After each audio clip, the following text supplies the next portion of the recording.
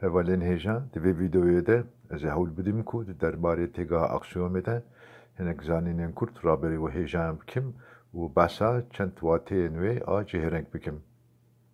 Wateya xwe a yekem pêşniyariya ku rastê pejirandine, lêbelî ne dikare were peytandin, ne jî dikare were pûçkirin. Pêşniyariya ku bîngeha sîstemekî ye û li gor wê sîstemek hatiye avakirin û di dema hevnegirtina sîstemê de dikare were înkarkirin. Xala destpêkî a ku pêşniyariyên din jê dertên. Pêşniyariya ku bîngeha temamiya peytandinê ye, lêbelê ew bi xwe nikare were peytandin.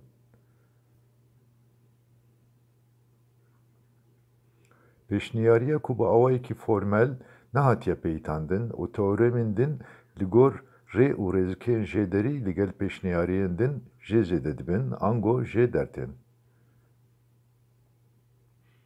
Wateya xwe a duyem pêşniyariya ku rastiya wê di çarçoveyekî epistemolojîk de eşkere ye, rasterast û bênavgîn û bi awayekî alînagîr pêşniyariya rast vedibêje ye. Li gor vê yekê kesên ku rastiya aksiyonê dipejînin, bi awayekî ferasetî bi rastiya wê de hissin û dizanin ku ew rast e.